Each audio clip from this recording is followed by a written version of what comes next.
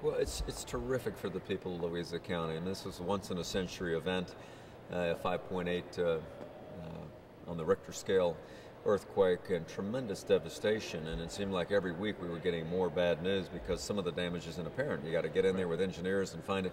So we were very disappointed the first time when FEMA turned us down, but I had conversations with Director Fugate and a direct conversation with the president when he was here in Hampton, and made the appeal personally.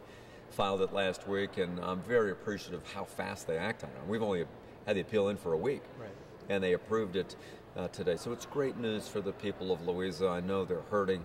Nobody really had any earthquake insurance out there, and I think this is going to be incredibly well received for the people. And I appreciate the president being on this so quickly. Well, what's the difference between the initial application and now this appeal that was approved?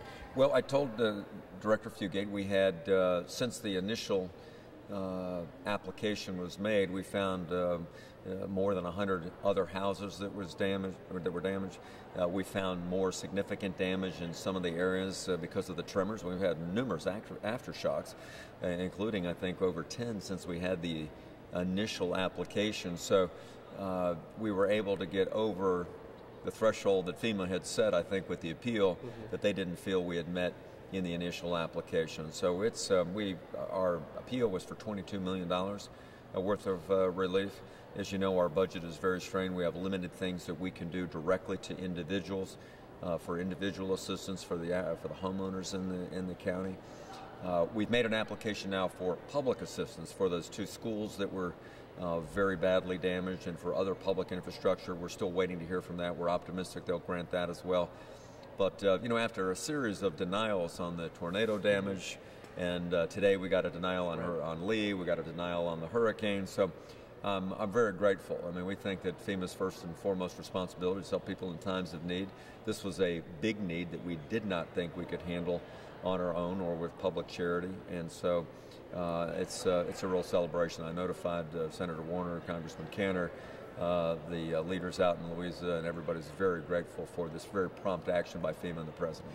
Do you think that any of this personal contact that you had led to the difference, or is this all just a strict numbers game for them? They see a threshold that has to be met, or do you think any of your charm maybe rubbed off? No, I mean, we personally advocated, in addition to filing, I think, a meritorious appeal, we personally advocated. Every member of the congressional delegation from Virginia signed a letter saying, please grant this appeal. I know Congressman Cantor, Senator Warner, and others also reached out to the federal administrators and said, look, this is really important. We think we've met the threshold. And again, when I had my few minutes with President Obama, I asked him for a national park at Fort Monroe and a FEMA disaster declaration for Louisa. In 10 days, he did both. So I'm grateful to the president for his very